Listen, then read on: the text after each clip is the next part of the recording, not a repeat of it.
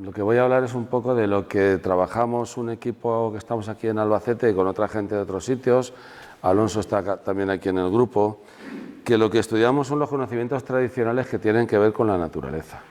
Entonces, a ver. Bueno, la garlocha. La garlocha resulta que nosotros en los Montes de Toledo hablábamos con unos señores mayores. Hay un sitio allí que se llaman los Estados del Duque o Entre Parques, que es entre Daimiel y Cabañeros. Y es una zona que tiene un poblamiento muy disperso en el campo. Y había unos señores mayores que nos decían siempre que cuando cantaba la garlocha es que iba a llover. Y entonces te decían, y la garlocha hace cloc, cloc, cloc, cloc, cloc, cloc, cloc. Y nosotros somos botánicos, claro, entonces nosotros ni idea de lo que era la garlocha. Y ya pues fuimos un día allí con libros de pájaros, pasando fotos, y ya llega uno, esa es la garlocha. Y entonces en el móvil pusimos el canto, dice, eso es. Y hace cloc, cloc, cloc, cloc. Bueno, hace una cosa parecida a cloc, cloc, cloc, pero no es exactamente igual. Y luego fuimos a otra aldea con otro hombre, una aldea que se llama El Bonal, y entonces con el otro hombre también nos lo dijo y ya supimos que la garlocha era esto, que otro nombre que tiene es torcecuellos. O sea, garlocha es como el nombre local. Bueno, más allá de lo que la garlocha sea este pájaro, en realidad una cosa muy importante que nosotros consideramos es la importancia del vocabulario que se utiliza para describir la naturaleza. O sea, tenemos un montón de nombres comunes de plantas, de aves, de hongos, de cosas, que muchas de estas palabras están desaparecidas, ¿no? Porque como que todo se va uniformizando. O sea, nosotros tenemos aquí los cursos, vamos al campo, y decimos, mira, esta seta, esto es un guízcano.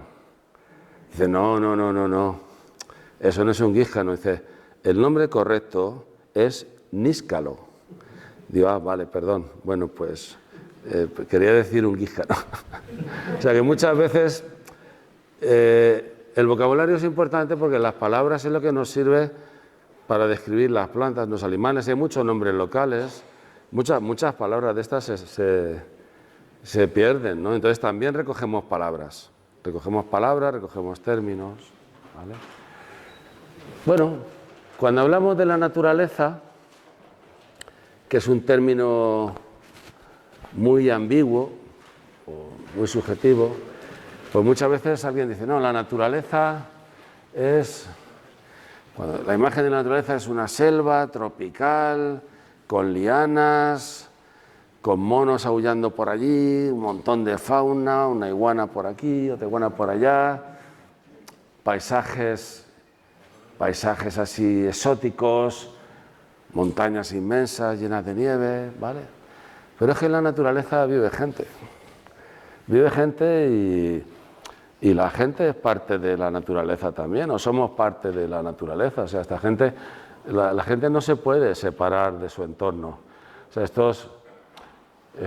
esta foto, Alonso, ¿está del Bonillo? ¿De dónde? Bueno, esto viene a ser del Bonillo, un día cálido de verano, claro. Entonces la gente tiene su conocimiento de su entorno, ¿no? Esto viene a ser San Pedro del Pinatar, ¿vale? Almería. O sea, la gente, hay un vínculo entre la gente y la naturaleza, el entorno, una serie de conocimientos que les han permitido desarrollarse y obtener lo que necesitan para ello. Bueno, y nosotros tenemos también nuestros indígenas. Yo me acuerdo una vez con Alonso, que es una cosa que pone en el prólogo, que estábamos, no sé dónde era por ahí. Era por ahí largo. Y había gente que trabajaba también en etnobotánica y decían, yo trabajo con la tribu de los popolucas.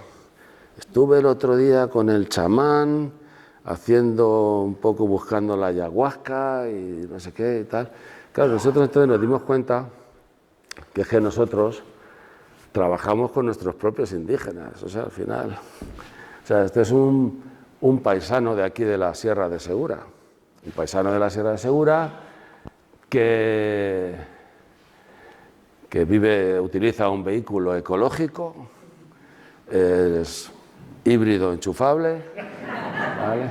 Híbrido enchufable, y vive en un entorno que se ha modelado con la actividad humana durante miles de años. O sea, que el medio natural del Mediterráneo es el resultado de miles de años de gente que ha ido haciendo leña, carbón, pastoreo, cultivando y tal. Entonces, la etnobiología es la ciencia que estudia los conocimientos tradicionales que tienen que ver con los seres vivos.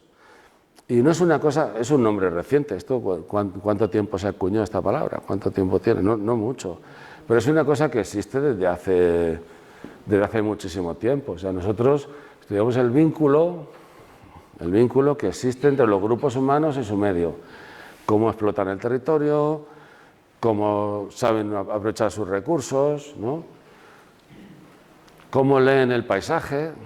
O sea, leen el paisaje, ahí hay un término para cada elemento del relieve, ¿no? Y entonces, saben, pues, un bonal. Un bonal es un tipo de vegetación donde abunda una planta que se llama bon, que es el apellido de un agente secreto también muy conocido, ¿eh? El bon. Entonces hay bonales, masegares, estas son las tablas de Daimiel, cuando tenían agua. Claro, esto ya sabéis que el ansia humana por el agua no tiene límites y esto está ya todo seco, como está seco todos los acuíferos, fuentes, manantiales y todo, porque se va sacando agua y ya el agua se va desapareciendo y ya pues cuando se acabe el agua, creo que la Coca-Cola tiene por ahí bastantes existencias para que veamos Coca-Cola, porque el agua luego no vamos a tener ni para beber, pero bueno.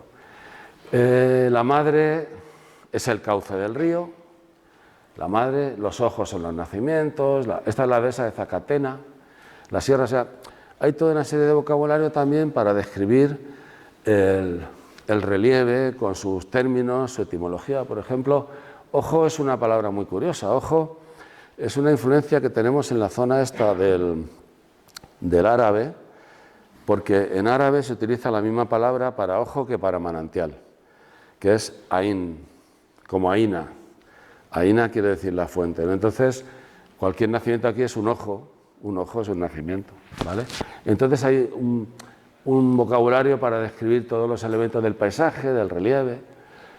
Y luego, de estos conocimientos, esto es una planta muy importante aquí para nosotros, el esparto. Hay que conocer los recursos, el esparto, donde crece, cuando se recoge y tal, pero no basta solo con conocer la planta, luego hay que conocer las técnicas de transformación. O sea, esto es, con las hojas del esparto, pues se hace una trenza que sabéis que se llama pleita, una pleita. Hay que saber hacer pleita. Y luego hay que coser la pleita y hacer una capacha. Esta es una capacha de Alonso que está muy bien hecha, que le hizo un nombre de Golosalvo. No me acuerdo cómo se llama ese hombre. El Rentero, Juan el Rentero. El nombre de los pocos que trabaja en la paja de centeno, que no hay muy poquita gente que la trabaje. O sea que el conocimiento tradicional parte del recurso, sus técnicas de transformación y al final la pieza, ¿no? ¿Qué fuentes se utilizan en etnobiología para conocer los usos de las plantas? Hay una fuente muy interesante, por ejemplo, que es la arqueología. O sea, sabemos de los usos de las plantas por los yacimientos arqueológicos. Esto, por ejemplo, estos cestillos son los cestos más antiguos que se conservan en Europa. Son cestos de esparto. Tienen 9.500 años. 9.500 años es antes de la agricultura, o sea, es paleolíticos. Estos cestos que se encontraron en una cueva en Granada son un trabajo de una finura exquisita. O sea, hace 9.500 años aquí la gente ya sabía trabajar el esparto perfectamente. Están en una vitrina en el Museo Arqueológico Nacional y esto se llama el ajuar de esparto de la cueva de los murciélagos. Aquí en el Museo de Albacete también hay cosas interesantes de esparto, no de tanta antigüedad, pero sí hay cosas muy interesantes, ¿no? Entonces, hay una fuente que es la arqueología. La arqueología nos proporciona referencias del uso de los recursos naturales, de muchas cosas, ¿vale? Otras fuentes son las fuentes documentales, la bibliografía, los libros que tenemos de usos de plantas, por ejemplo, este es el Dioscórides de Andrés de Laguna. Es un libro del siglo XVI. Bueno, Dioscórides era un médico griego que viajaba con el ejército de Nerón y que recopiló el conocimiento que había sobre plantas medicinales en el mundo antiguo, ¿no? En el siglo XVI, cuando se desarrolla la imprenta, se traduce el Dioscórides del original griego al castellano y se hace una actualización al conocimiento de la época, que es el Dioscórides de Andrés de Laguna, y se hace otra actualización al italiano, de Mattioli, y se popularizan. Entonces aquí tenemos fichas de plantas, mira, habla del olivo salvaje, las anotaciones, bueno, hay una serie de información que tenemos sobre usos de recursos naturales desde los textos más antiguos, desde papiros egipcios. Por ejemplo, sabéis que hay un papiro que se encontró en medio de las rodillas de una momia, entre medias, el papiro Ebers, que es un recetario con plantas medicinales. Tiene 4 o 5 mil años, ¿no? Luego hay textos griegos, de Estrabón, de Columela, hay una serie de fondos documentales que nos hablan, claro, por ejemplo, el injerto, las primeras referencias que tenemos tienen más de 2000 años, que son de Columela, unos 2000 años, que habla ya del injerto, o sea, hay una fuente documental, ¿no? Bueno, y la tercera fuente de la etnobotánica son lo que se llaman las fuentes orales. Las fuentes orales es, vamos a hablar con la gente mayor del campo, a preguntarles usos que tienen sobre las plantas, ¿no? Esta mujer es una mujer que vivía en la Sierra de Cuenca, se llama Petra de Moniche, y esta mujer sabía muchísimo del tema de la huerta, de las variedades. Incluso encontramos una hortaliza que ya casi no se cultiva, que se llaman almuelles, que la mujer la tenía en la huerta, allí sembrada, ¿no? Esta mujer, bueno, fuimos a la huerta. Entonces yo, bueno, el libro este lo que he ido haciendo son, en ese trabajo de campo, cuando ha surgido alguna historia así curiosa, pues yo eso lo tenía anotado y es un poco lo que he ido. Claro, esta mujer íbamos por las huertas y nos contaba, cuando íbamos por las huertas, que cuando se abandonaba una huerta y ya se iba a dejar de cultivar, plantaban en medio una noguera, ponían en medio una noguera. Y entonces nosotros íbamos con ella a ver manzanos, a ver las clases de manzanos, tal. Y un día que fuimos a verla y no estaba, nos dijeron en el pueblo que se había ido con una hija a Valencia, y fuimos a su huerta a verla, y en todo el centro de la huerta había una noguera planta.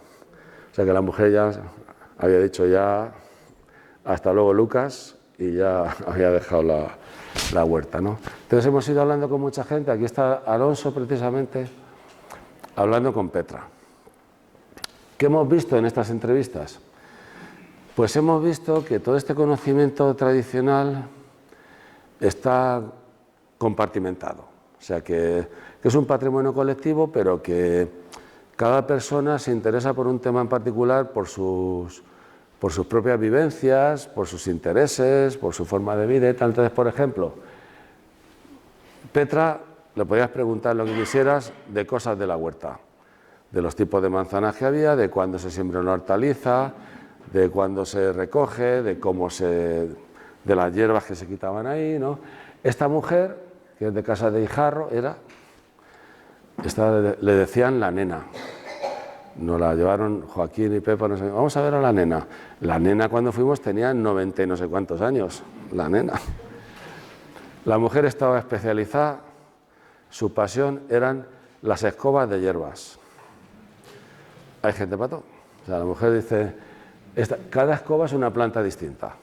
Entonces hay unas escobas que eran de algarabía, escobas de cerrillo, escoba de cabezuela, escoba de barresantos, escoba de no sé qué, y cada escoba era para una cosa.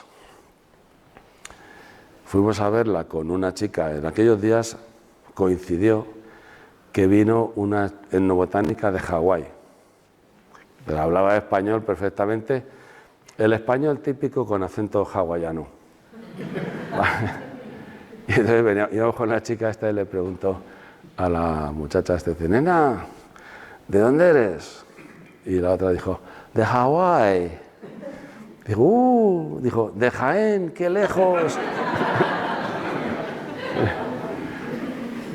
Esta mujer, Victoria, que se murió precisamente este verano, esta mujer era especialista en el punto de Cofín de Esparto.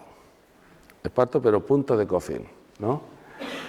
Esta mujer que la entrevistamos con 100 años, la Ángeles, del rollo Los Gatos, de Aina, pues esta mujer, ya te he contado unas películas, claro, una de las cosas que nos contó, cuando era chiquilla en el rollo Los Gatos, al rollo Los Gatos no se puede llegar con coche.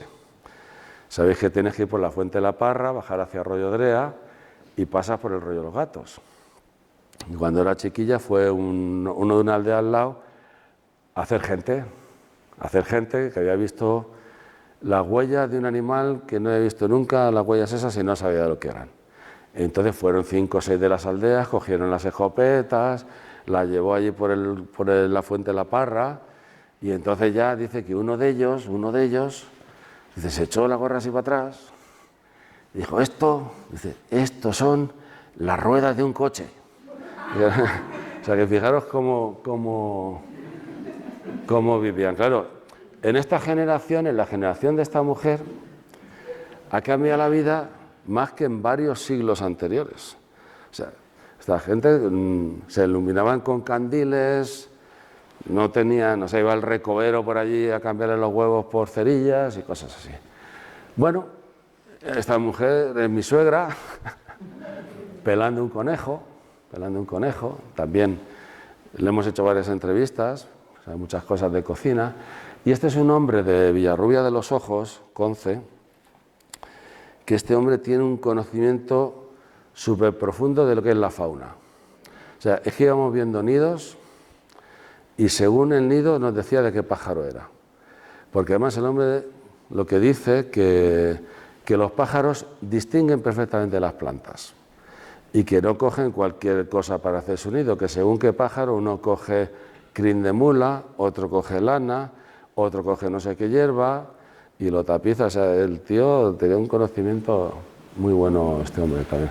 Nos llevó a ver los ojos del Guadiana y también nos fue enseñando dónde estaba cada nacimiento porque se conocían por una señal que hacía en el terreno. O sea que hemos estado hablando con gente que tiene un conocimiento muy profundo de la naturaleza por la experiencia y por la curiosidad y tal, y cada uno en su campo, ¿no?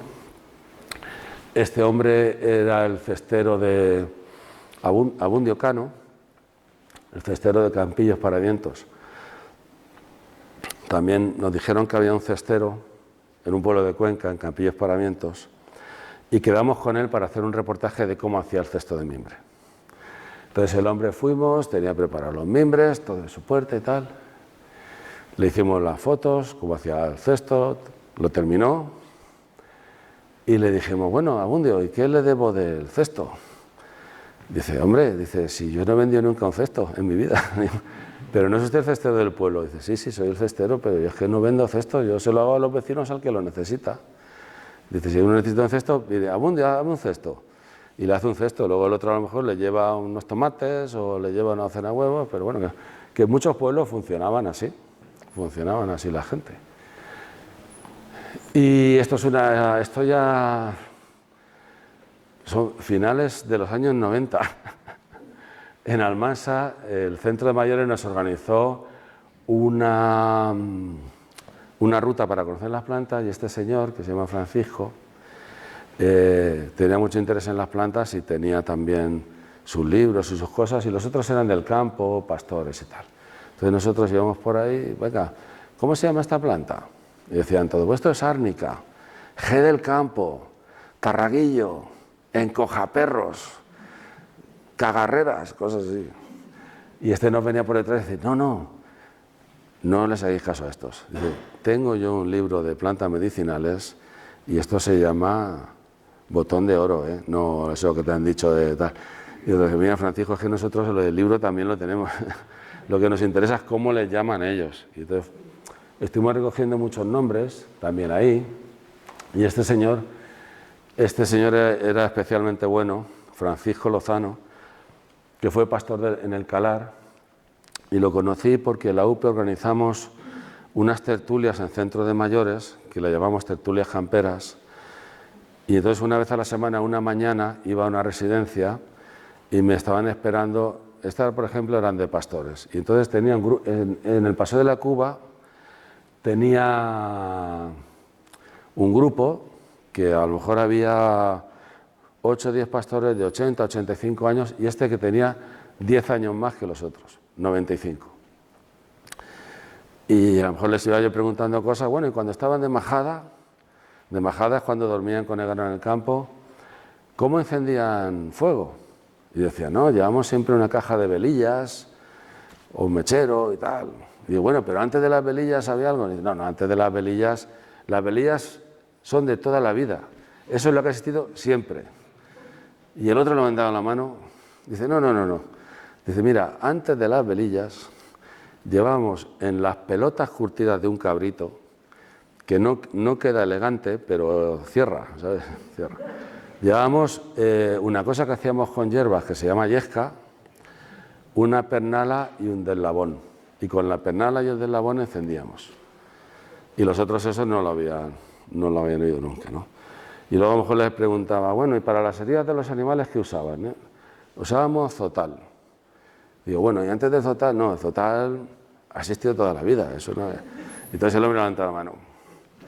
Dice, antes del zotal había otra cosa que se llama miera, que hacíamos en unos hornos en las cinglas de los calares, con los ceporros de los enebros, en una mierera, y eso lo llevábamos en un botijete, y los otros aquellos no lo habían conocido. O sea, hay un salto generacional ya de este hombre de Francisco a los otros bastante importante. Y luego hemos conocido historias también de gente. Este era el tío Demetrio. El tío Demetrio era un tío de Daimiel que se fue a vivir a Ruidera en los años 40 y les enseñó a Ruidera la pesca de río. Llevó las curianas, que son las barcas de fondo plano en el río Guadiana vivían 500 familias de la pesca del río, le llamaban la gente del río. Eso ahora están allí los pocos que quedan como los comanches en las reservas, en una casilla allí con sus redes de pesca y con todo. Bueno, el tío Demetrio, nos contaron la historia, nos llevaron la foto del tío Demetrio que les enseñó a pescar. O esta foto también es curiosa porque habíamos recogido varias veces que los carboneros hacían unos cestos con esparto y bojas que llamaban los cestos del carbón. No hemos llegado a ver ningún cesto de esos, pero en esta foto esos son los cestos del carbón de guita de esparto y bojas. Y en la foto aparecen y se ven muy bien, ¿no? O sea, muchas historias de estas. Estos son los carbones. Esta foto es de los años 50. De los años 50 más o menos, ¿eh? Años 50 y algo. Vale.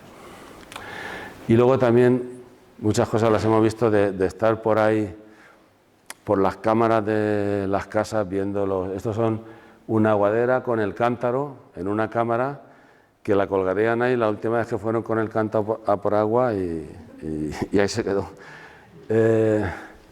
León Molina, tu chache, nos avisó una vez para ver unas casas en Nerpio que llevaban abandonadas 40 o 50 años, más o menos. Y entonces León, cuando fue, estaba todo lleno de hierbas por todas partes. Y tenía curiosidad de saber qué plantas eran las que había allí colgadas. Entonces fuimos Alonso y yo con León. Serán las cuevas de las Quinterías. Y entonces era súper curioso porque aquello lo abandonaron, lo cerraron, se fueron y lo dejaron tal cual estaba. Entonces tenían en la cámara pues varias plantas para cestería. Tenían paja de centeno, tenían esparto, tenían masiega, tenían tabaco verde para fumar. Tenían muchas plantas medicinales, romanzas, tenían orégano, albahaca. En la cuadra tenían un pedazo de manojo de ruda tremendo. La ruda ya sabéis que eso para el mal colorado y el mal de ojo, eso es lo mejor que hay. Entonces hemos ido también recogiendo cosas de ver esas piezas antiguas en las cámaras, ¿no? Vale. Bueno, ¿y todo esto qué interés tiene? ¿Qué interés tiene? Esos son los conocimientos tradicionales sobre la naturaleza. Pues nosotros pensamos que tiene mucho interés. Pensamos que tiene interés. Primero porque es parte también de nuestras señas de identidad como colectivas, como comunidad. O sea, es que nosotros, la cestería de aquí es la cestería del Esparto. Tú ahora mismo, por ejemplo, yo cojo una bolsa de raíces de jengibre. Raíces de jengibre. Voy al rincón del gourmet del Corte Inglés y compro 1 kilo de raíces de jengibre. Y se lo llevo a una abuela de estas de las aldeas. No sabe qué hacer con eso. No sabe qué hacer con eso. Se la puede echar a lo mejor a los gorrinos o algo, pero... O sea, eso no forma parte de nuestra tradición cultural ni gastronómica, pero si yo le llevo una bolsa de collejas enmotás, que de llevar las collejas enmotás a llevarlas sin enmotar cambia mucho, ¿eh? Cambia mucho. Pues tú le llevas una bolsa de collejas enmotás y la mujer está súper contenta porque eso sabe qué hacer con eso. Sabe que puede hacer un arroz con collejas, sabe que puede hacer una tortilla de collejas, collejas en salsa, puede hacer un montón de cosas, ¿no? Entonces, estos conocimientos tradicionales, muchas veces la misma gente que los tiene, no les da ninguna importancia. Ellos mismos no le dan valor. Son cosas que incluso las menosprecian. Las tienen como que es una cosa de que ya no vale. O sea, cualquier cacharro que les lleve el nieto con el móvil que les diga cómo tienen que hacer para hacer no sé qué tontería con el móvil, le dan más importancia a lo mejor una cosa que saben hacer que ya no queda casi nadie que sepa hacerla. Entonces, muchas veces esos mismos conocimientos tradicionales nosotros mismos no les damos valor. Y lo tienen porque son cosas que vienen de hace miles de años o siglos y que es la adaptación de las comunidades que han vivido aquí a nuestro entorno, ¿no? Los conocimientos sobre las plantas medicinales, las verduras silvestres, todo eso, que tienen importancia. Y luego ahora cuando venga también el apocalipsis zombie, pues todas estas cosas van a hacer falta. Cuando ya no haya internet ni redes, los móviles no valgan para nada, porque entonces ahí va a haber que salir a buscar collejas y esparto y cosas de esas, porque ya en el contexto de apocalipsis zombie lo útil es esto. Entonces no podemos, porque es el resultado de muchos siglos de adaptación, claro. Sí. ¿Y para qué más es importante recoger esto, Alonso? Y luego te lo pasas bien mientras tanto. Claro, sí.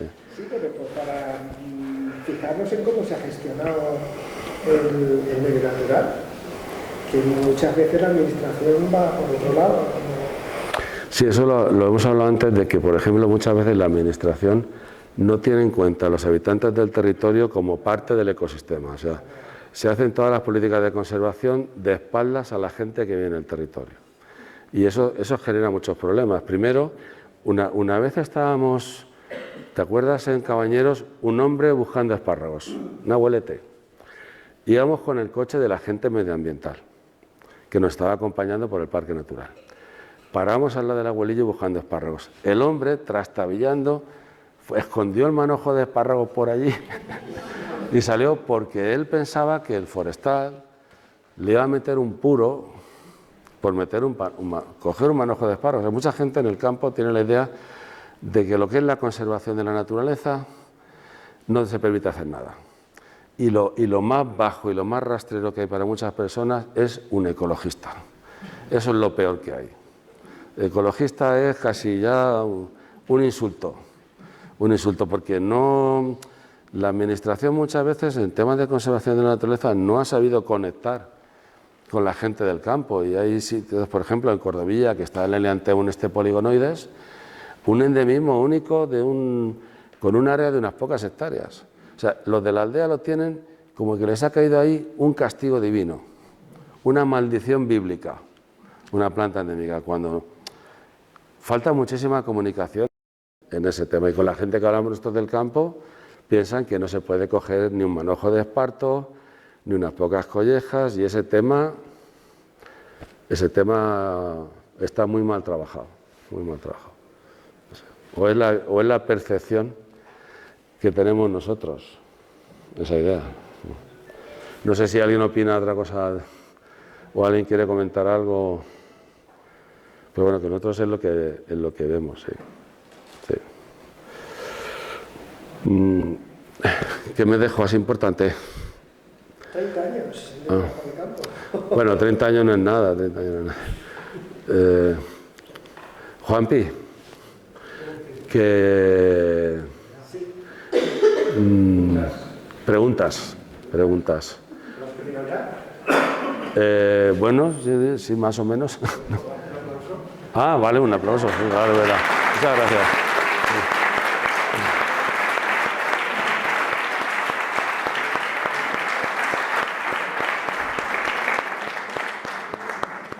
Bueno, preguntas, entonces. ¿Tenemos tiempo, Juan, para...? Bueno. Una pregunta de una ignorante. ¿Lo que pone en el libro es de lo que has dicho aquí? Todo lo que pone son las cosas que hemos recogido, que nos han contado, pero dentro de esas cosas que hemos recogido ha sido lo que nos ha parecido así más anecdótico, más llamativo, un poco más chocante, porque muchas veces el trabajo este de campo se va como artículos científicos y en tablas y tal, y digamos que la parte humana de la etnobotánica no se recoge, porque también nosotros lo que hacemos es hablar con la gente, entonces muchas veces no son historias nuestras, son historias que las recogemos. Entonces eso es un poco lo que son una serie de... En la zona de Tomelloso y por ahí se dicen tontas de la feria de Quero. Tontas de la feria de Quero. O sea, es una cosa de... tontas de la feria de Quero. Bueno, son unas anécdotas relacionadas con el trabajo de campo este, sí, eso es. Todas estas cosas que vosotros recogéis, toda esta información, ¿cómo la gestionáis? Pues hay una base de datos, ¿no? Hay una base de datos que se llama el Novío CLM, donde se recogen lo que son usos sobre formación de recursos, que aparece el informante, ¿no? El informante, el nombre científico, el uso y tal. La edad del informante, el sexo y el nivel de estudio, el nivel cultural también, que eso luego lo que se traduce cuando se publica en forma de artículos científicos, pues son estadísticas, es decir, tanto las mujeres informantes, nosotros llamamos informantes a la gente que recogemos la información, pero sí que es muy aséptico los trabajos científicos.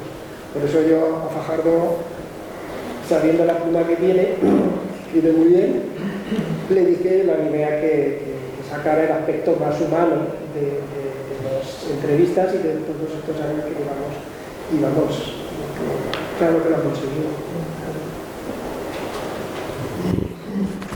Sí. No.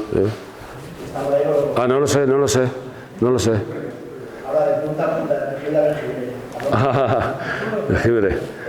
Lo del paraje, yo que llevo trabajando en turismo más de 26 años, yo creo que la labor que lleváis haciendo de divulgación, investigación y todo eso, muchas veces la primera premisa es lo que no conoces no lo valores, y no lo valores y no lo proteges.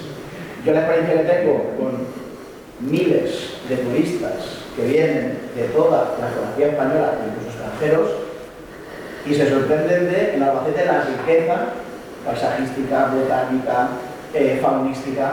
Entonces, ¿para qué? También para, digamos, que podamos sacar pecho y sí, que cuando vienen los visitantes o turistas podamos decir, tenemos esto y además he hecho este trabajo de investigación que yo creo que no en todas las provincias españolas se está haciendo este trabajo. Ojalá. Bueno, sí.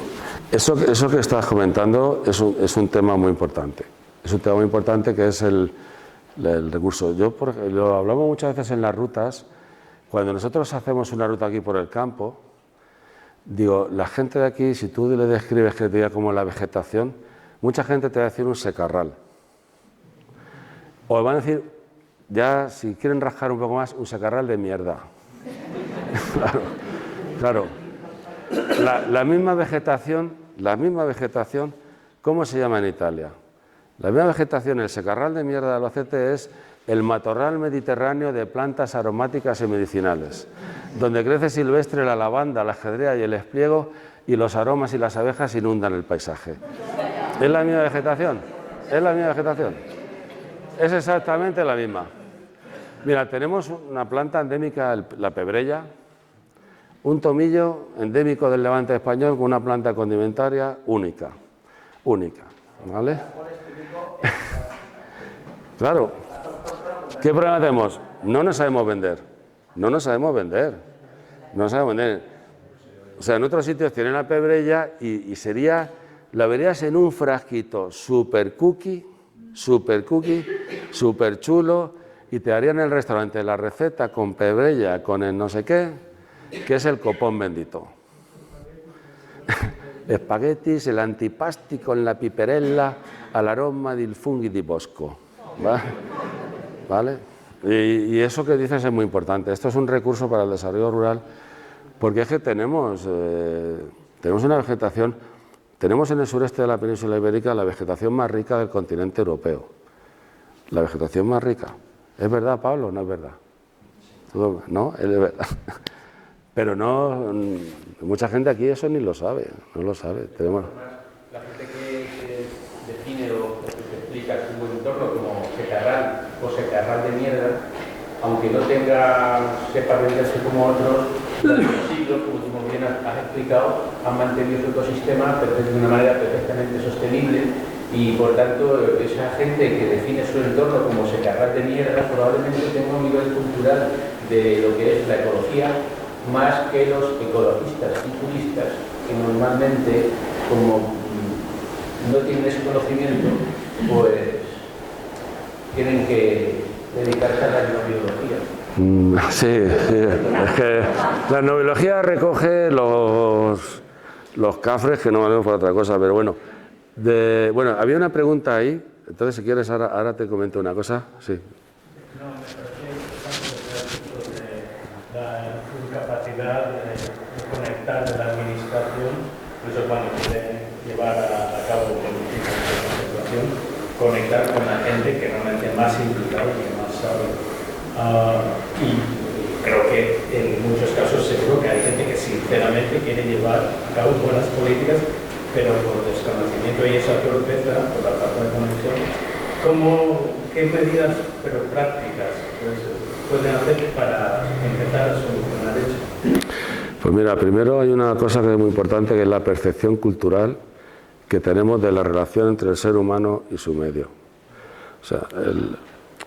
La percepción que tenemos muchas veces socialmente es que el medio es algo a explotar, a sacarle el máximo beneficio como sea, a esquilmarlo, a labrar hasta el último centímetro, sacar la última gota de agua y sacar todo lo que se pueda. De no tener una percepción cultural que nosotros somos parte del medio. Y esa sensibilidad que no es una cosa nueva, o sea, que esta gente que nosotros tenemos que considerar que somos parte del medio y no podemos pensar que es algo a machacar y a explotar. Entonces, hay que percibir que el ser humano es parte del entorno y los grupos humanos son parte del territorio. Entonces, cuando tú haces cualquier política conservacionista, tienes que tener en cuenta a la gente que habita ese territorio. Y además, el paisaje, ese es el resultado de la interacción de ese grupo humano durante muchas generaciones con una serie de usos tradicionales que han existido allí y que lo han modelado.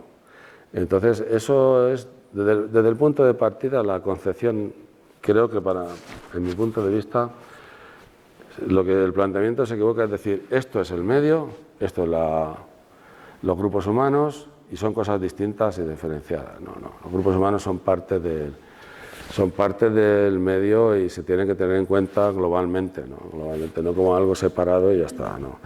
Y entonces, claro, aquí ahora mismo se explota los recursos como si fuera, bueno, es que hay una, sí. Y bueno, a mí de eso también un cambio de actitud, porque me imagino que lo que subyace esa desconexión en muchos casos puede ser un desprecio a la gente del campo, Sí, sí, antes que sí. has hablado con mucho respeto, admiración y cariño de esta gente. Y no sé cómo se puede inculcar algo de eso, esa actitud. Sí, es un caso... Sí, pero es que la gestión de los pueblos se hace desde las ciudades. Mira, yo te pongo un ejemplo reciente. Tragacete es un pueblo ganadero de la Serranía de Cuenca, que hay un montón de ganaderos. Hay varios hoteles y turismo rural, muy bien, vale. Si tú tienes un hotel en Tragacete y quieres matar un cordero de tu vecino para hacerlo una caldereta con un grupo que tienes, el cordero tiene que irse a Cuenca 70 kilómetros. Lo tienen que matar en Cuenca y volver a Tragacete. Eso es un disparate. Que con un cambio diferente. Sí, sí, es un disparate, es un disparate. Es decir, si tú lo que quieres promover es el desarrollo de los pueblos, los recursos locales tienes que facilitar. O sea, tienes que decir, el carnicero de Tragacete, que hay un carnicero, tiene una sala de despiece de toda la vida, que el veterinario pasará de vez en cuando, verá que está bien, el carnicero es el primer interesado que vaya todo bien y que él mate, y que vaya del hotel y le mate 2 corderos en Tragacete. O sea que se hace las políticas de los pueblos se dirigen desde las ciudades. Y se dice, no, que eso tiene que ser un matadero no sé qué. Y si tienes que hacer queso, te van a poner los mismos requisitos que le piden a Forlasa. Te vas a tener que tener toda una cuba de cuajo de acero inoxidable de no sé qué, no sé cuántos. Claro, eso es que así no puede ser, así no puede ser. Sí. Paco. Sí. La gente del pueblo no se respeta a sí misma. Sí. ¿Por qué en el pueblo, en Francia, en Italia, en Irlanda, en Inglaterra, no pasa que la gente pone un somier como puerta del pueblo, o tiran el colchón viejo en la puerta del pueblo, Sí. o tiran un muro de piedra seca y se lo ponen uno de bloque? Y cuando vas a reprochárselo, bueno, o a decir qué ha pasado aquí, es que en los suyos cada uno hace lo que quiere. Sí. Eso lo ha dicho a mí. Sí. Porque si no nos queremos a nosotros mismos, ¿cómo podemos poner en valor lo que tenemos? Sí, sí. La de esa vieja de Zafrilla, en la Sierra de Cuenca, una dehesa chulísima, chulísima. Hay un manantial con un muro de una horma de piedra, unos gamellones de troncos, su teja allí manando el agua, muy bonito, muy bonito. Restauración de la Junta. Retropala excavadora allanamiento con un camión de hormigón prefabricados de esos de Forte de no sé qué, hormigón, PVC y acero. Esa es la restauración. Esa es la restauración. Sí, claro. La fuente somera de Bonete. Sí, sí. Recordando su fuente. Claro. ¿Por qué no pasa eso? Quiero decir, en Francia eso no pasa. No, Francia no pasa. ¿Por qué la gente conserva su muro de piedra y aquí lo tiran y ponen bloques de... Pues, claro, ¿y cómo se cambia eso? ¿Cómo se cambia eso? Porque...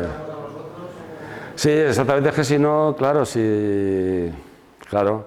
Aquí tenemos un patrimonio, pero es que yo, por ejemplo, hacemos rutas de senderismo que hacemos lo mismo, todos ellos las mismas. Ya hay molinos harineros de estos de río. Y pasas un año, te asomas por un ventanuco y está el molino estupendo, su tejado, tal. Pasas al año siguiente y se ha hecho un agujero en el tejado. Y lo otro de dentro está bien. Pasas al otro año y ya están las cajas tiradas, el techo hundido. A los 7 o 8 años, aquello está hecho bicarbonato. O sea, patrimonio que tenemos, por ejemplo, los antiguos caminos de herradura que comunicaban las aldeas, los molinos, las cañadas reales, todo eso, desastre.